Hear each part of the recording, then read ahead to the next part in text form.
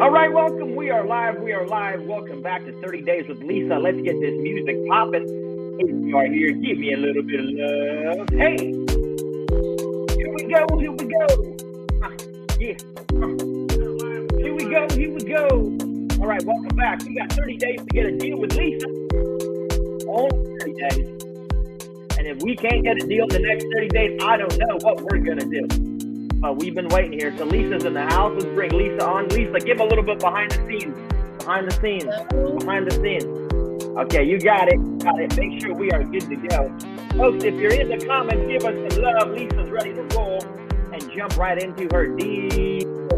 Okay. Lisa, are you ready? Yep. Are you sure? Mm-hmm. Ready, fire, aim. There's Lisa. Hey, hey. Hello, everyone. It's a fantastic Sunday. Happy Sunday, happy Sunday. All right. Okay, so the deals don't stop on Sundays. The deals don't stop on Sundays. So right off the bat, we're going to say hello to you guys and just clear the air on a couple things to help you guys understand what we're here to do. Cashflowtribe.com, or join us on Facebook at Cashflow Tribe every single day while Lisa and I try to get a deal. It was part of a challenge somebody had, which was, is it possible for anybody to get a deal in this tough market? The answer is yes. The answer is yes, as long as you're committed. Now, Lisa, we said we're going to do this in half an hour per day. Yeah. I know you're on vacation right now, and you've got family and friends and stuff like that you're supposed to do. Here's what I want to make sure. I want to make sure that everybody realizes that our purpose here in doing this is to consolidate time to make things work as efficiently as possible. We're on day 6 today. As efficiently as possible. This shouldn't take you more than an hour a day, half an hour on the call, then half an hour of work before and after. We have to create a world where everybody comes to us, the deals come to us, the money comes to us. So our job is to put it out there, is to do what I call one-to-many investing. One-to-many means you publicize what you're doing, people come to you with deal opportunities, capitals, etc., and then we put the deal together. So what I want you to do is spend no more than 1 hour, 1.5 hours per day. We got to make sure that since you're on vacation, we're not gonna ruin your vacation time. We got to make sure that you're at the beach doing whatever you're doing over there and having a great time, because this is supposed to be fun. So I don't know if you need to adjust the time of this call, if it's getting in the way of your fun and leisure, and if so, we will adjust it for everybody. And Lisa, you just tell me, because I want to be real conscious here to make sure this doesn't become a full-time job. Yeah. Well, I think if I was at work, this is a perfect time to have it, because I work a full-time job. So I think that's one thing that I want people to know, is that you can still do it and work a full-time job. And even when I go back to off vacation, there's a way that I can still do it. So I'm trying to learn really quickly, and I know I've already found some shortcuts, but Ben's experience really helps in trying to be as efficient as possible and use the time that I do have to spend on this every day on vacation wisely. So making calls in the car, those kinds of things. But I really appreciate that coaching about that balance, because, if no one's happy, then it's much harder to do something like this and feel like you're making a difference, especially when things get hard. Yeah, again, we're trying to consolidate the effort. So I've got my white on hat today. I'm ready to just get plowing and get working. So, I got I call it my Cashflow Tribe painter's hat, because it's super white. By the way, I got a little bit of Windsor humor here. If you're from Canada, this is how we say things in Windsor, street names that are not obviously how you say them. So there you go. That's there for my good friend Marla over in Windsor, Ontario. Thank you, Marla, for the awesome shirt. All right. So Lisa, let's jump right into it. What are the areas of focus in today's half hour that we really need to put some execution on? So one of the questions that's been coming in a lot on the Facebook group and from some of the comments here has been, do you need to form a company to be an investor on one of these deals, or to come in on one of these deals somehow? Or what is it that you need to be an investor? What does that mean? How do you do it if you're just a regular average person and you have things like RSPs and all that kind of stuff, but you're like, I don't even know if this is in my reach? So can you just quickly chat about that really quick, and then we can go into some of the deals I've been analyzing. Sounds good. We are not here to overcomplicate this. You do not need a company, a corporation, or a separate entity. I think that's what people are asking. Do I have to create a separate entity to invest through? It depends. At the beginning, absolutely not. I bought my first deals, first 3 properties in my personal name. Just get in the game, buy a property, get a piece of property, get rocking on it. We tend to overcomplicate this with corporations and things. When it matters, go to your lawyer, set up a real corporation, right? But for most people, we just need to get into a deal. So if there's somebody who's a lender in like, for example, they have money in their RSP, that's personal money sitting in their RSP that they can deploy. You can't put that in a corporation anyway. You have to deploy it from your personal RSP. So if you have money in your RSP here and you want to lend money on a deal, it's called a self-directed account. You could set that up through a company like Olympia Trust, and you can direct your own funds where you want to go. That requires 0 corporations. Now, to be clear, every deal, especially in Ontario, goes through a lawyer. Everything will be closed by a fiduciary, a lawyer, a middleman. So you don't have to like close your own deals. That's not how this works, right? But I want to just be super clear. You do not need a company. You do not need to complicate it. Whether you buy a deal, you can buy it in your personal name. You have insurance. You have insurance for damage. You have insurance for liability. Every property you get will have insurance. God forbid something happens. That's what the insurance is there for. Now, can you make up 1,000 scenarios about like, well, what if somebody slips and falls, comes after my personal assets, blah, blah, blah, blah, blah. We could spend an eternity going through that stuff. And I can tell you after buying hundreds of deals, it's never been a problem. If you have any legal issue, that's why you have insurance. That's why you have a lawyer. You don't have to spend months and months. My point is this. We can get to the nuances of why it matters and when it matters, or we could just buy our first deal, second deal, third deal, fourth deal, fifth deal. When you want to build a business, when you're serious about building a business, marketing, sales, ops, finance, HR, you want to build a real estate company, then it makes sense from a tax perspective and probably from a legal perspective to start considering some more advanced options. But you do not need it on day one. You don't need anything to buy a duplex, a single family, a multifamily. Just buy it. Just buy it, okay? It's the most simple answer I have for people because that becomes another sticking point of analysis paralysis. Next question. Anything else? So nothing I can think of right now. So I'm going to flip over to the properties that I've been tracking on our spreadsheet so that we can get ready to make some offers. Cool. Do you have your spreadsheet ready that we can pull up? Okay. Bringing it up right now. By the way, quick couple shout outs. Good day, Andrew McDonald. Good day, Robbie Resnick. Good day, some people here on Facebook. I know it's Sunday. Donnie is here. Gurvinder is here. Tanvir is here. Hey, what's up, everybody? Good to have you guys on today's conversation. All right, here we go. And now we're live with Lisa's document. Okay, go for it, Lisa. So we have this Lake Christina Way on here that I'm still trying to track down the owner of that, but that is one that really looks appealing based on the ARV and the location that property is in. The upswing on the appreciation is really good in that neighborhood. So I'm really interested in that property if I can find out who the owner is and we can make an offer privately. Then, I missed changing that, but this is 11828 Elbow Drive Southwest.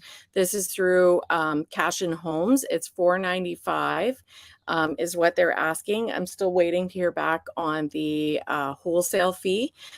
These are some comps in there, which seem quite low because what they said is that the ARV is 700,000. This is quite a bit bigger home by 1,000 square feet from anything I could find that's been sold in that area over the last little while. It does face onto a busier road, 4-lane road. It is quite set back, so it's a really large lot. There's a great double car garage that doesn't need any work. And this is, I looked it up on Honest Door. Thank you, Jared. The current market price they're saying with the comps is $542, and Honest Store is saying $442, and that's if you were going to do no improvements to the property. Here's what the budget looks like that I put together, and I had some good. This was yesterday. We took a look at some things that we needed to consider. And I looked at this property and the photos. This is there's two big trees that cover the entire property and make a real mess of the front yard. They're old pine trees, and so might be some tree removal, definitely junk removal. There's no deck ever been put on the property, and it just like steps out the back door. And for that neighborhood, that's unusual. It's overgrown in the backyard and looks like no lawn, just weeds. So getting in there and getting some basic sod or something like that would be needed. Based on the age of the property, I wanted to budget in for a furnace just in case, and for the neighborhood, air conditioning would be something that buyers would expect. So I came up with contingency with a total renovation budget of $141,500, and then ARV. So with that renovation budget and $38,000 in carrying and closing costs, the maximum offer would be, or the max pay would be $520,500 with a $70,000 profit target. That means our maximum offer is $437,500. And given that it's listed at $495,000, I don't know that there's enough room, depending on what the wholesale fee is, that there would be enough room there. Do you think I've overinflated that budget, It's Ben? totally cool. Listen, when we get started, everybody says we should be conservative. Be as conservative as you want to sleep at night. That's really the short answer. So if you're comfortable with this numbers, then you're comfortable. As you do 1,000 of these analysis and you don't buy one deal, if that happens to you, for example, then you'll start to adjust some of your thinking around like how much risk you're willing to take on. But you have to be comfortable. This is a very succinct, to the point analysis. I like that you got the MAO on here. By the way, guys, like if you're watching this for the first time, Lisa's crushing the deal. And yes, we are live on Sundays too, because you can go to church, you can spend time with your family, you can have a day of relaxation, and you can spend an hour in real estate having fun and making this a really, really interesting business. So I like your assessment. Now, a couple of things you said I want to shift real quick. Okay. We're not going to make any assumptions between asking price and what we're buying it for. It's not expensive, it's not cheap, it's just a number, girl. Okay. It doesn't matter what they ask for. It doesn't matter, because we have levers we can pull in terms of what conditions we can offer. We have levers if it's cash. So I want you to just think of this concept real quick. We're going to come into every situation with your MAO, right? Let me just stop the screen for a second. We're going to come in every situation with your max allowable offer. You're going to come in, and that's basically your cash price. That's the price by which you can afford to buy the property, do all the work, and that's like your primary offer. Let's go with that. So you're going to come in going, and we'll walk through the language. This is where I'm at. We're going to get there through conversation. I'm at this price. So what was that number for you, MAO? $437,500. $437. And they're asking how much? $495. Not really that big of a spread. To be fair, it's actually not that big of a gap. I know it seems like it, but really isn't when you take out all the commissions and stuff. So $437 is my cash price. That's where I'm at. What I'm going to tell you to do is not have one number, but create a range. Okay. You will get way further in your negotiation if it's like this. Really like the property, really would love to do a deal with you. We can probably put something on paper. If we're between that like 400 and 450-ish range, that's probably where I'm living. Okay. Why a range? Because it leaves the conversation open-ended.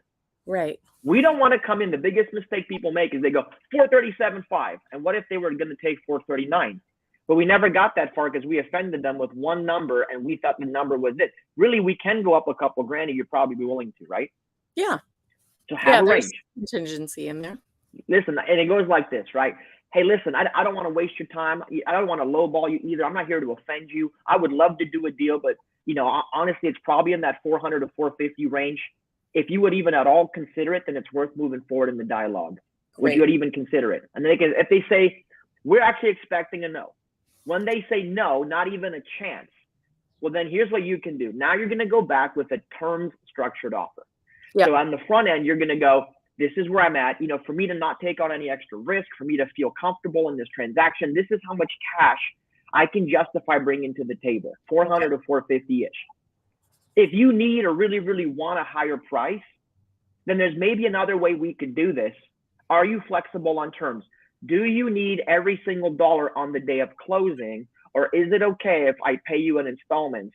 Is it okay if we put some of the money on the back end? Is it okay if I pay you later? If I can get you a higher purchase price, are you willing to give me some terms? And those terms might be, give me the difference in a non-interest second mortgage.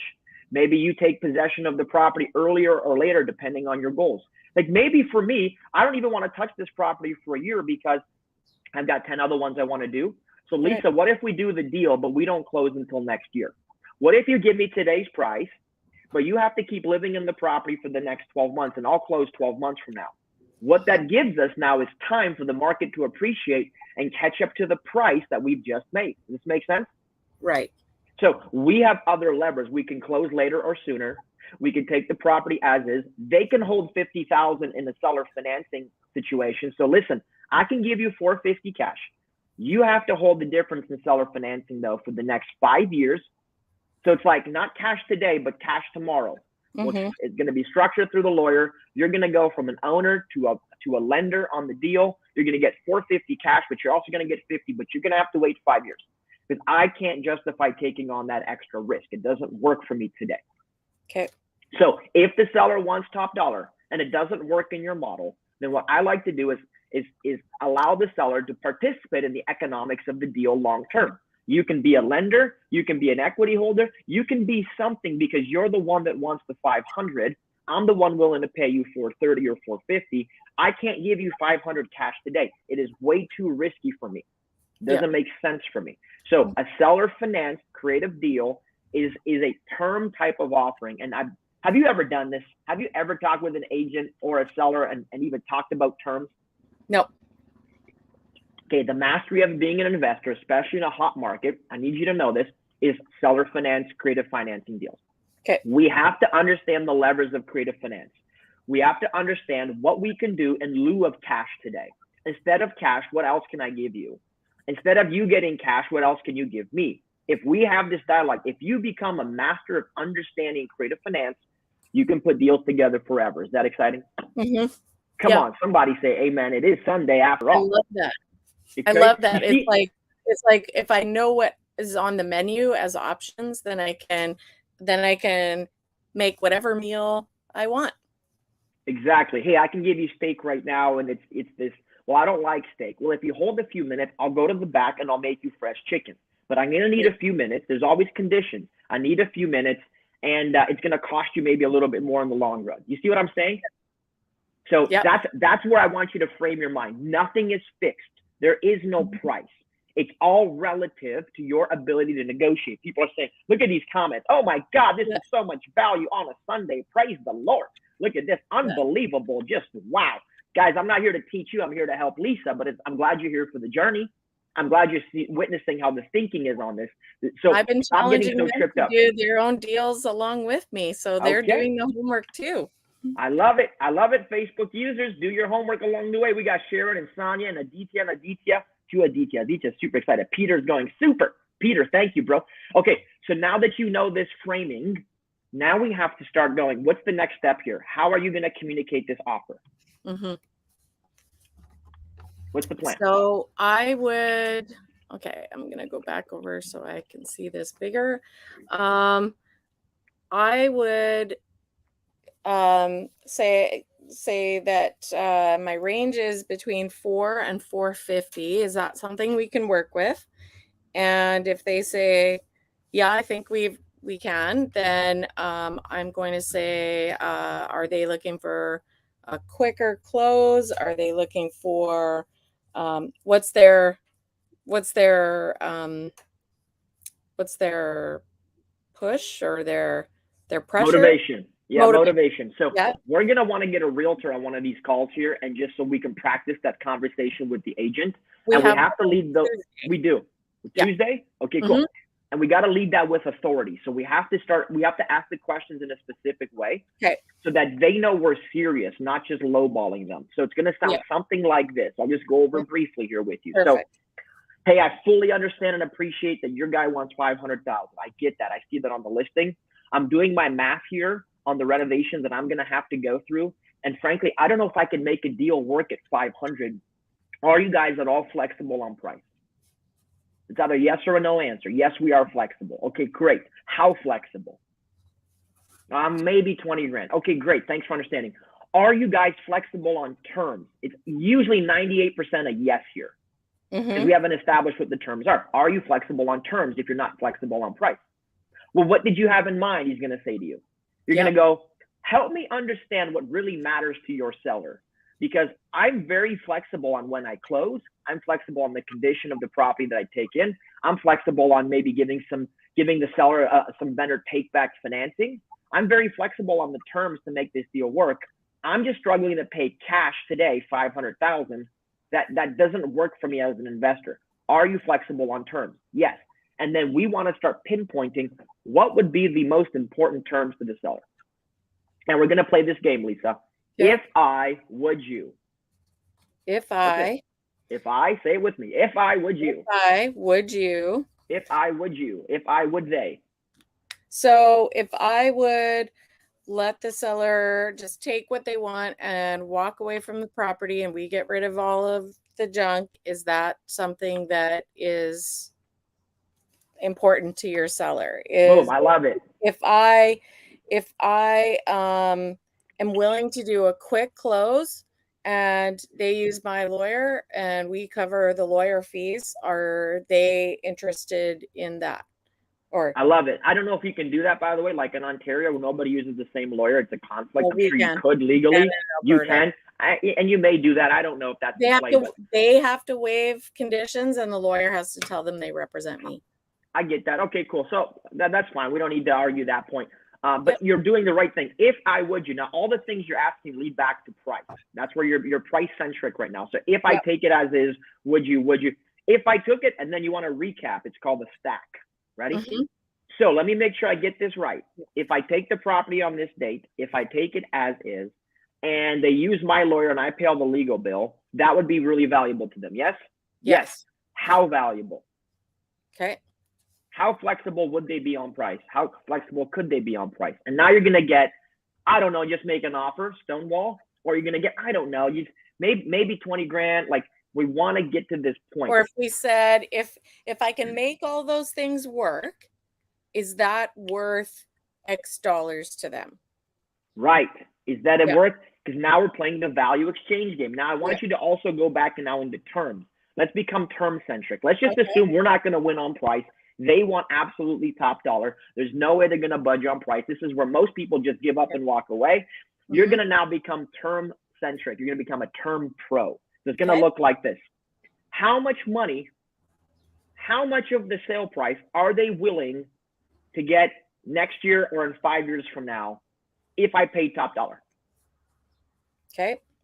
Remember, you're trying to defer some of this payment. So really go ahead. I'm just going to repeat that so that I get comfortable with it. How much of the sale price are they willing to defer to later this year or within 5 years in order to get top dollar?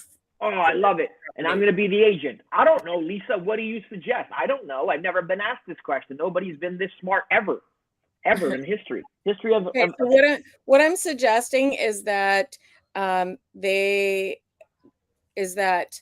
we will pay $480 and we will let them just walk away, leave whatever junk, whatever in the house.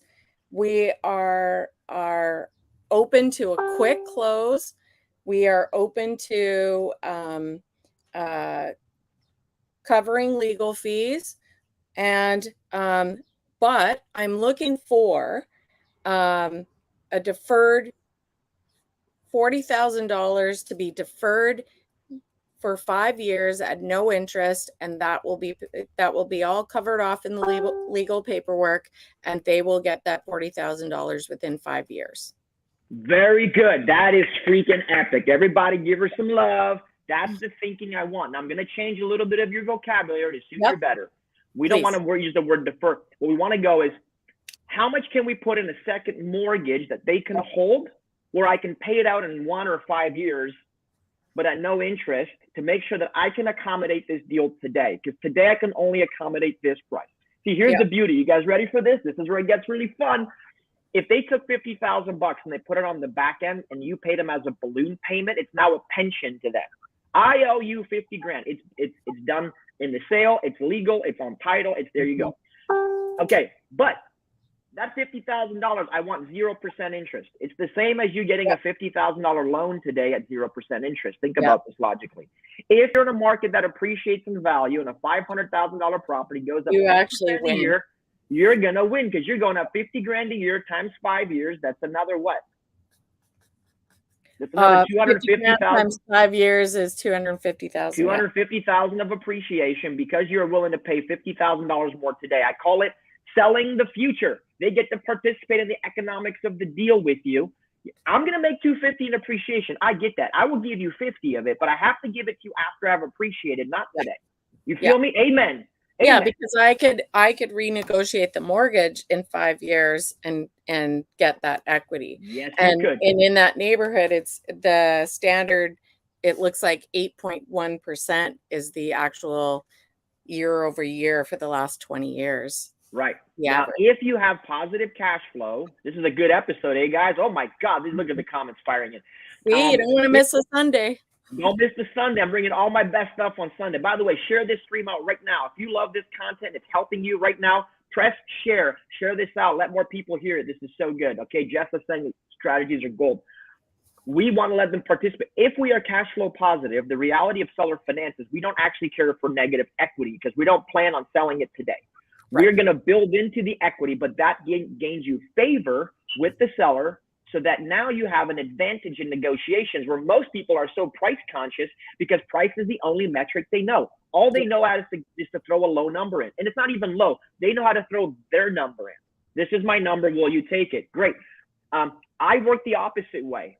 Here's the number. Will you take it today? No, I won't. I already knew you were going to say that. So I've come up with a secondary alternative that I think may suit you better. And this is what it looks like. I can pay you the 480 or even 490. How does that sound? That sounds great. But here's what it needs to look like. I need to be able to pay you as a pension. You'll get it 5 years from now. Well, I want it today. Okay, cool. But let me ask you this. Would you rather go and get 450 from somebody else today or 500 from me today with 50 coming in 5 years? That $50,000, how much harder will you work to go make that 50 grand over 5 years versus getting it for free from me? Now, where it gets really good is this. Somebody gives them 460 cash and you give them 430 cash, but it's 500 with the $70,000 bump in 5 years. Which one is the higher ROI for the seller of that property? Mine. And not only that, they're secured on title. So if I did not pay them, they have a second mortgage on the property that they could take back the property, correct? That's exactly correct. So in Ontario specifically, probably same with Calgary, we have to double check. There's a power of sale law. Power of sale is real simple. It's better being a lender than a landlord because in the power of sale, I don't have to take you to court and sue you and do all this stuff. You've already determined there's a standard default terms in the mortgage agreement. If you don't pay, the property goes for sale. Your bank will do that to you. That's just the way the game works. If you understand the protocol for default and you have it in standard charge terms, and it's very cut and dry, it goes to the lawyer, they didn't pay, now they can take the property back. So what is this type of strategy called? It's called creative finance. Part of it is partial seller financing, or VTB, vendor take back strategy. There's a few different names for this. So you understand what I'm saying? So when we make offers, this is why I'm telling you, make a lot of offers because you will win some on terms and you will win some on price. Yeah. The ones that you win on price, Lisa, are the ones that we're going to sell for cash today. Remember? We're going to sell this for cash today to put money in the bank because you need $8,000 a month so you can retire from this job. That was the plan. And then anything we buy on creative finance, that's what we get to keep in our long-term cash flow appreciation play. You feel me? Yep. Stop losing deals, people. Stop walking away from deals. If we're just negotiating in price, we're basically only offering steak as the only option on the menu. Steak. Hey, man, I got steak for you. Well, I don't want just steak. Well, I have potatoes and sides and all this other stuff. But there's going to be terms. There has to be terms. There has to be something. I get something, you get something. I will pay you more, but I need this. That's what protects you in the long term. If the deal goes sour, if the deal goes bad, the seller is a lender. They can take it back and they can resell the deal. At the end of the day, that is their right and their privilege under this deal, right? I got this much cash. I couldn't close. Now they're going to power of sale on you. Here's the beauty about power of sale. If the property gets sold for more than the outstanding debt, the difference goes to the homeowner, not to the lender. Oh, okay. Because it's your property. It's a forced sale. It's not, I'm suing you under court. This is not a foreclosure process, which is way different, happens more in the US. But for Canadians, primarily, we deal mostly in power of sale situations. So it's a forced sale. I'm forcing your hand. The property is sold. Now that it's sold, if there's anything extra, it goes to you, the homeowner. Now, the lender and the lawyer will tack on a whole bunch of costs and things for doing the power of sale. And I get that. And that's single thousands. It's not double digit thousands. Not really, unless they're super aggressive ingredient. You can call them out on that. But guys, I've done over 100 vendor takebacks, never lost money on a deal. I had one gentleman who got cancer and got a divorce literally in the same month. And he just couldn't live in the property anymore. And he lost his trucking job. All three of those things happened, like literally at the same time. And he's like, I just can't manage this property. I just have to be out of it. So I went through a power of sale process. He handed us the keys, basically said, I can't deal with it. Great, but you're the homeowner. So we forced the sale, we cleaned up the property, and we sold it for more than what he had outstanding. So he got a little bit of cash back on that forced sale. He just didn't have the capacity, the resources, the knowledge, and the awareness to go and sell it himself, or the desire or the time or whatever. Like this dude literally, got cancer, skin cancer, and he's living in some other little place by the time I found him a couple of weeks later. So my point to you is this is how we need to negotiate. It's open-ended. It's a range. I would give you between this and this. Does it work for your guy? No, that's horrible. Great. What he considers in terms. Yeah. Okay. Tell me how you're feeling. I know we're at time, so give me your feelings. I'm going to practice this script, and I'm going to jump on and do my video right away. And I feel like I am good to negotiate with my people. And there's only one day that I might have to change the time because I'll be traveling in an area that for a couple hours that won't have service at all. No bars, 0 bars. But this is where I am. Woo! Wow, look at that. You're doing it from the dream. Yep. Wow, look at that. So you're at a beautiful, where is that? That's in Alberta? Victoria, BC. Oh, so cool. Yeah. So cool. Guys, you could do this from anywhere on the road if you have an hour a day. You don't need 8 hours a day. You need people coming to you. So we have to plant those seeds, and let people come to us. We're only on day 6, so I think we're making pretty good progress. Yep. Folks at home, do you agree that Lisa's making some great progress here? Yeah, you do. All right. Tomorrow, guys, we're having a private lender and a mortgage broker on, and they're both going to give a pitch about what they need to work with real estate investors and what they're looking for. So don't miss it. And it's going to be action-packed. In half an hour. Your brain is going to go into overload. So all right, folks. Well, let me see. Most definitely opportunity of a lifetime for Lisa. Boom, look at all this love you get. So much knowledge in 5 days. Okay, Lisa's becoming a pro. Yes, she is. So guys, join us on Cashflow Tribe Facebook group. Totally free for you guys to become a member there today. Follow along with Lisa and her journey. I think this is really, really cool that we're able to kind of do this. We are fighting limiting beliefs. We are looking at deals. We're jumping in both feet in. We haven't made an offer yet, but we've gone through the evaluation process, and I'm hoping that we're consolidating the time that Lisa is spending on this business, because I'm trying to prove to you that you guys can absolutely do this and get a deal done 1 per month or 2 per month with just an hour or less per day. It's as simple as that. But it takes what? Conviction. It takes experience. It takes having a mentor, and it takes a lot of focus during that 1 hour. We're not doing anything else but getting this done. If that sounds great to you, you need to join us tomorrow, same time, same place, 2:30 Eastern time, for Lisa and I to go crush it. Lisa, have an amazing Sunday. Go have some fun. Go enjoy the rest of your amazing day off in that beautiful weather. And I will see you tomorrow at 2:30 Eastern Standard Time. See everybody. Take care. Keep your questions coming. And there we go. And back with us tomorrow.